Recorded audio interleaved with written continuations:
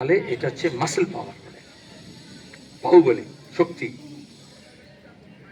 তাহলে মিডিয়া বললাম, মানি বললাম, মাসেল বললাম, আর একটা আছে ওটাকে বলে, এমনি বললে মেশিন বুঝে নেন, ওই বন্দুক পিস্তলে মেশিন নয়, মেকানাইজেশন, ওটাকে বলে মেশিনারি, মানে ম্যানিপুলেশন করে। সেখানে পুলিশ, প্রশাসন, নির্বাচন কর্মী, গণনার টেবিল, গণনাকারী, ইভিএম যন্ত্র, একদম সবটা।